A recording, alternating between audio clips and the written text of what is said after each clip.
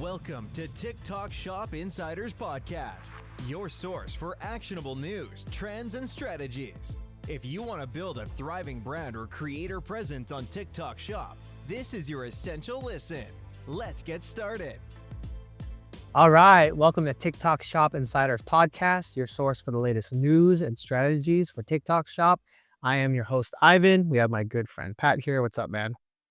What's up, Ivan? Good to see you again post-holidays. Oh, yeah. So right now we're sitting in between Thanksgiving and Christmas. When did your Christmas decorations go up? Because mine went up way before Thanksgiving. No, mine went up, I think, the day before Thanksgiving. So I had to Okay. on it. Yeah, mine was, I think some of our Christmas stuff came out the day after Halloween. So It is a short window this year because Thanksgiving was so late in November. There's only like 3 weeks until Christmas, which is crazy. I think about yeah, my methodology is like, if you're gonna put in a lot of work to get your Christmas decorations up, you want to enjoy it as long as possible. So exactly. Yeah. When do you guys take yours down? pretty soon, like the week after. Yeah. I'll typically leave it up until like New Year's Eve, New Year's Day. I'll take them down. But So we have two trees, like the family tree and then like a kid's tree in nice. like the family room in the bonus room, and that was up until July 1 year. So that's yeah. All right. So a lot of stuff. One of the things I want to start with is our website, TikTokShopInsiders.com, is down. I believe we mentioned in the last call that TikTok, essentially gave us cease and desist on the website. So I think we can still use the domain TikTok Shop Insiders, but we just have to kind of adjust the items within the page. So we're working on getting that up and running. But until then, I have updated the show notes to include a link to my Calendly. And if you're a brand interested in wanting to partner and show TikTok Shop how it works for you guys, my Calendly link is below. And if you're listening to this, I removed it probably because I'm getting too many Calendly appointments. But yeah, while the TikTokShopInsiders.com is down, go ahead and access my Calendly link. We'll see how that goes. Another thing, right? So we are approaching the end of the year, right? Black Friday, Cyber Monday has now passed us. Now we're approaching holiday season. But naturally after holidays, there's a new year in 2025. And what does 2025 have in store for TikTok Shop, right? A year ago, the strategy was way different than it is this year or now. And it's going to be, a little bit different going into 2025. So we wanted to kind of review, what's a 2025 strategy, what we see works, what we see is needed to happen to kind of get some momentum going on TikTok Shop for new brands. So Pat, what are some things that stick out to you? For that strategy? Yeah, I mean, the landscape has completely changed since early 2024, right? You are able to send out 100, 200 samples. The videos that come back would get a ton of organic traffic, no problem. And then, the easier route to sales. Nowadays, it's, we're getting closer to 300, possibly 400 samples with 200 plus videos coming back before we start to get a good sign of videos. And it's mainly because my assumption is there's so many creators and brands out there now, right? Everybody's putting up TikTok Shop content, and so like the eyeballs, I don't know if the traffic on TikTok Shop has increased as much as the TikTok Shop content has increased on the platform. So you're competing with a lot more TikTok Shop content out there nowadays than you were back in early 2024, which is probably why you're seeing that you need 300, 400 samples, videos in the 200s to start seeing some organic traction. Yeah, a couple things there. Along with more brands and kind of competition on TikTok Shop, there's a lot more affiliates, right? A lot of newer affiliates that are kind of not as experienced or don't know how to make higher quality selling videos, right? So a lot of that percentage of number of samples going out is going to like videos that aren't necessarily performing the best. So you kind of have to counter that. Like you have to spread your net wider to get that higher quality affiliate and kind of weed out those lower quality affiliates. So Cool. Yeah. More, summary there is more samples are needed, right? Before we were 100, now we need like 3 to 400 is what we um, advocate for our clients. Another thing I want to bring up is same lines, but marinating time. We've kind of dubbed this phrase internally of like, we have those couple hundred videos made. Where are the sales? Before you would start to see those sales signals and sessions and conversions, and it's you see it right away.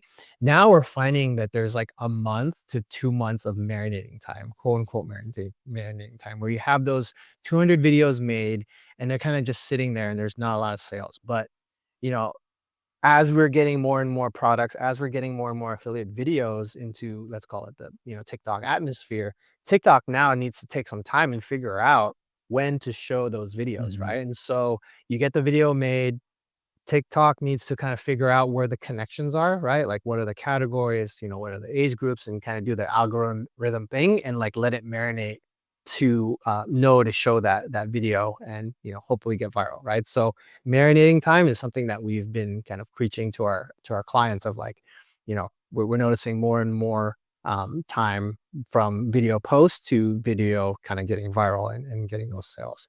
A specific example is we posted a video and 2 months later it started to gain traction and get sales, right? And so if you're 1 month in and you're like, why is this video, or why are these videos not performing, and you were to stop at that point at 1 month, then it's like a losing battle. But you want to keep on continuing and filling in that top of the bucket with videos to kind of keep that atmosphere going. Yeah. For sure. We try to yeah, definitely do that. And in the meantime, as we get these videos in, we're flagging all the top quality content creators, right? We're always on the lookout for doubling down as much as we can on the best content coming back in. That kind of leads into our next point of be prepared to have flat fee offers for creators, right?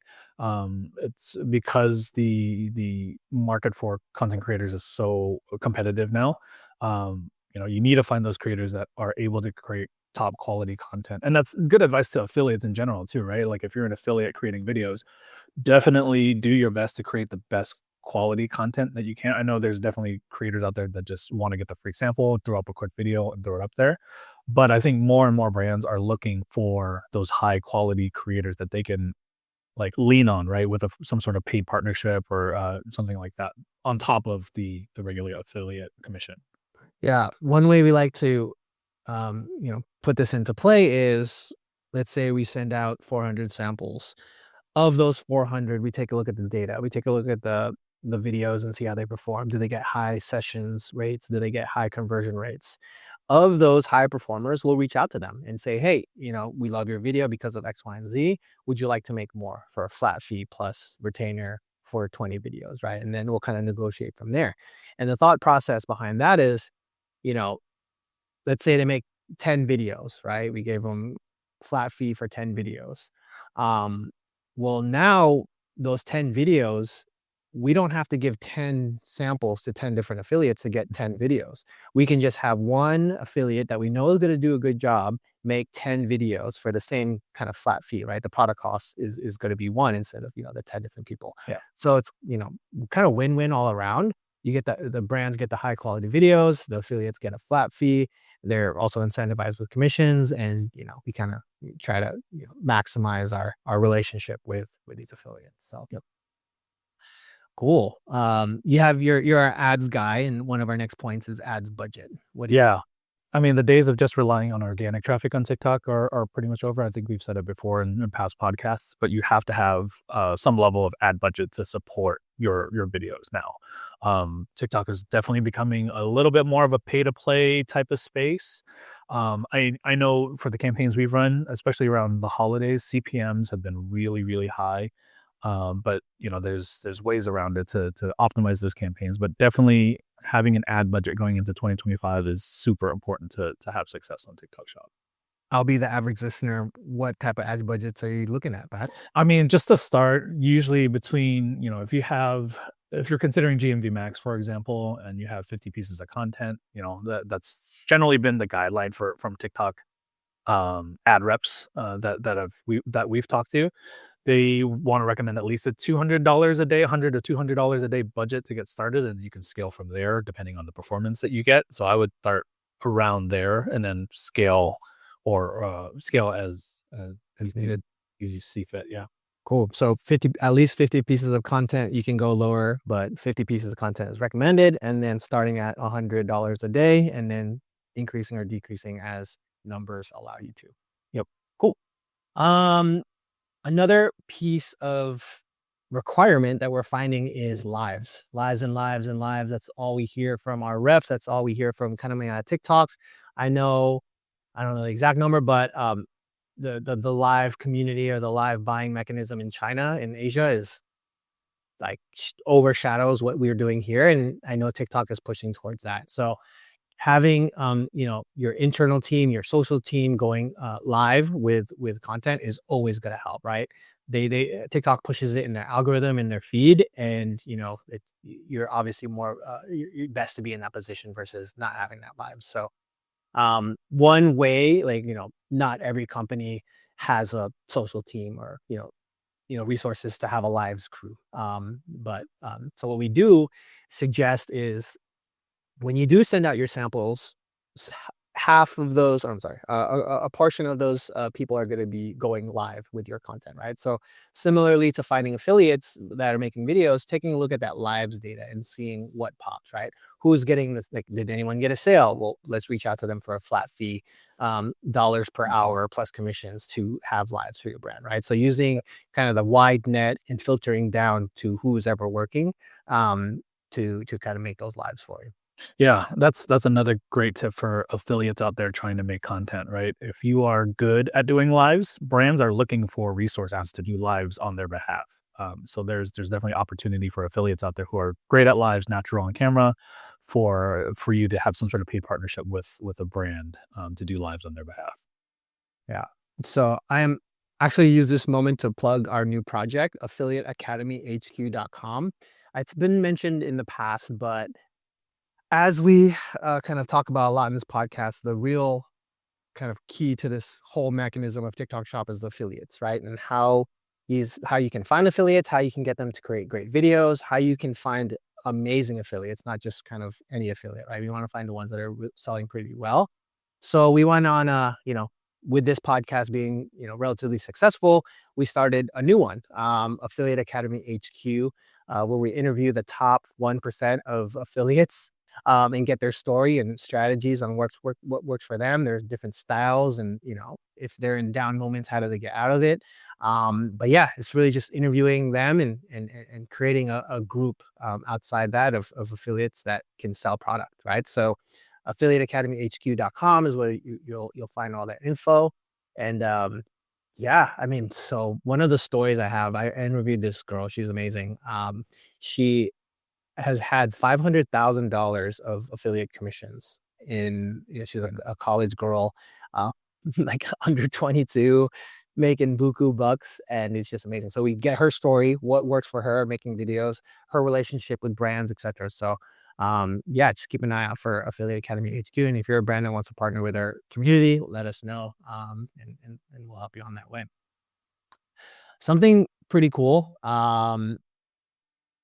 We mentioned this in the last call, but with the current events going on about Puff Daddy, I was perusing one day and I was perusing TikTok and I got this ad for Diddy oil, right? And it's just kind of, I don't know if we can flash the item on the video, but yeah, essentially it's baby oil and it's branded as Diddy oil and it's sold 300 units. And the video I got was like this guy kind of like spraying himself with oil and kind of just like capitalizing on today's news, right? I don't want to know what's in your algorithm. The heck? Oh, yeah, don't know what it is. Maybe I was looking like Diddy stuff. I hope so. I was looking at like Diddy news and like going down that rabbit hole.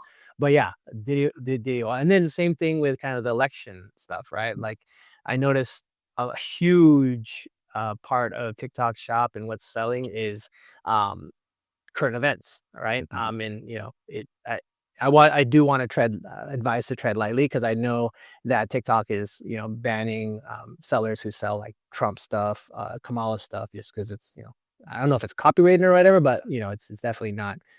You can't be selling stuff with their name on it. So Yeah.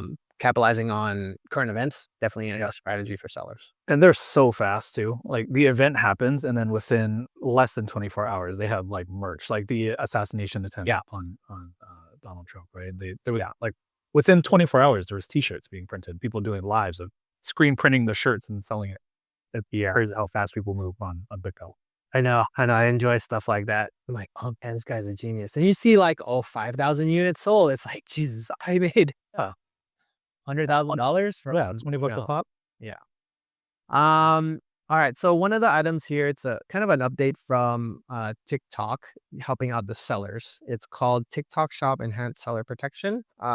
What do you think about that one, Pat? Describe it a little bit, and then kind of what are some thoughts there? Yeah, so TikTok Shop sent out emails to sellers, kind of just describing these new seller protection features that they have available. So it's another win for sellers on the platform. Just adding extra protections, things like automatic refund rejections. So they're basically looking out for sellers just to minimize losses because there's a ton of fraud and kind of sketchy activity. Another thing that's added is like they're adding blockers for risky buyers. So they're taking a look at the shopping history of certain users, like if there's maybe a high rate of return or they're doing a lot of refund requests. TikTok is keeping a closer eye on those type of shoppers and blocking them from making purchases. Yeah. I Go Go ahead. ahead. Now, I was gonna say one of the stories we reported on before, and now I remember, is someone would buy something expensive, let's call it like a laptop, and they would return a box of books, right? And they would keep the laptop and they would get the refund because the TikTok's policy was so lenient. And if now the sellers lost the money because they got the refund and they don't have the product, they never got it back. They got a bunch of books and they had no recourse, right? And so now it's like, and I'm sure if they do it once, they're going to do it a million times, right? And it's becoming a scam and a problem. And obviously, you don't want that as a TikTok shop. So this is a way for them to kind of police that. Yeah. Yeah. One additional thing they've added is proof. You have to submit proof in order to get a refund now. Like, so in that situation, right, somebody would have to provide proof on like the product being either defective or whatever it is to get your refund. So there's all these added protections, which is great because TikTok is definitely trying to clean up the marketplace as much as they can. And it happens with every new kind of shopping marketplace, right? People out there, opportunists, are going to find their way to skirt the rules and take advantage as much as they can. And now this is TikTok Shop's effort to clean it up. Right. And so just to review here, automatic refund rejections. Like you said, the bad actors automatically reject them. Blockers for risky buyers, similar tone. Proof of refund requests, like you were saying earlier, just making sure it's an actual refund, the reason is correct. Filtered to remove abusive feedback. Return refund approval extension, so extra time for how high value products. So if your product is over $100, you get 4 business days to review the refund. Extended auto decision for undelivered returns. So undelivered returns extended to 30 days. It's all like, before a couple months ago, it seemed like everything that was coming out of TikTok was just to kind of punish the seller, but now we're seeing a couple in the row that's kind of helping out the seller. So I love that. All right. That goes on to our next section, the bulk of it. There's a feature that rolled out to the public a little bit ago, maybe a month or two ago. It was available during beta. It was available in a beta phase. So some of our clients did get this before the public, but it is CRM, like a CRM, customer messages, customer relationship manager, where you can communicate with your previous customers and potential customers. So we've implemented this throughout all of our clients and seen great success, and something we want to bring out to you. Make sure you have it turned on. But Pat, why don't you go a little bit description of what exactly it is? Yeah, absolutely. If you run a TikTok shop, you should definitely have and these are customer messages is available to you. You should definitely have these features turned on. So the first thing is whether you're eligible or not, right? So just to cover The requirements for eligibility, you need to have a higher than 80% 24-hour response rate to customer messages. You have to have less than 12 shop violation points, and you have to have at least some GMV over $1 essentially in order to qualify. And what that opens up is customer messages. You have two options. One are the manual plans, and then the second are the automated plans. So we'll start with manual plans first. Manual plans are essentially a mass outreach that you can do in customer chats or DMs via these plans to various audiences. So the audiences that are available to you under the manual plans are recent customers, repeat customers, lapsed customers, frequent customers, and potential new customers. So these are various audiences that will be compiled based on the traffic that happens in your shop. TikTok assembles these audiences, and then you're able to create a plan to reach out to these customers with basically a templated message that reaches out to all these people all at once. Yeah, I love it. I mean, this is super. I mean, it's just retargeting, right? Like someone has spent the time, is interested, they've added to cart or they've repurchased in the past, and you're just reaching out to them, right? It's like not turning on your email campaigns when you have them as a DTC store. So definitely something to turn on, and it's automated, really easy to implement. So I love it. Another item here is like, how do promotions fall into that? Can you go into a little bit detail on like how we use it and involve promotions? Yeah, so you can, like I mentioned, you're not able to customize the messaging. You have to select from templates, basically, that are available within the platform. But the couple of customizations that you can make for like manual plans, for example, you can select a coupon if you wanted to, right? You can add a coupon to any of these messages. The only caveat is that coupon is essentially available to all customers, so it appears on your listing. TikTok hasn't figured out a way to make it just like hidden just for these messages, which is what I would like to see them be able to do. Very similar to like your experience on a D2C site, right? Your common follow-up email that gives a promo code for a certain discount just for use. And it feels a little bit more special. So that's the only thing. You can add a coupon, and then you can also select additional products to highlight in that DM. So this is a great way of like cross-promoting other products that might be selling well in your shop, but that customer hasn't seen yet. So you'll know they saw one product, but you can highlight, I think it's up to 4 products that you can select to highlight in the message itself. Cool. So a way that we use this recently is Black Friday, Cyber Monday sales is traditionally cheaper than, or traditionally lower price than previous prices that we've had, right? So this is a great opportunity to say, hey, we have a Black Friday or whatever the canned message is, but there's a lower price now. Go get it while you can, right? And so the thought there is when the customer's in their evaluation phase of the product, maybe a discount will push them over the edge and have them buy it, which they have. We've seen it. So definitely turn it on. Yeah, so on the other side of manual plans is the automated plans, right? Automated plans are a dynamic group audience that gets regenerated. So for instance, for example, let me pull one up. The first one you can do is abandoned cart customers, right? So just to describe that group, it's customers who have added your items to their cart but haven't completed the purchase after 48 hours. So that audience will refresh essentially, basically every day, as people fall into that category of added to cart but haven't purchased. And then so this is an automated message that goes to these customers daily, essentially, right? This a follow-up email. So on the automated side, you can also target beyond abandoned cart customers. You can do incomplete checkout customers, send a post-purchase thank you or a price drop reminder, which is what Ivan was alluding to. Is anytime like a price of one of your products has a new discount, there's an automated message that can go out for those products to a group.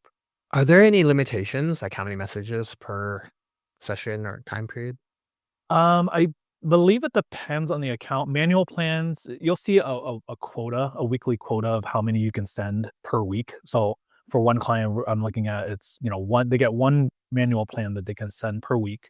Automated plans are obviously dynamic and they just send as needed. Okay. But the manual plans, like the big blasts, it's once a week.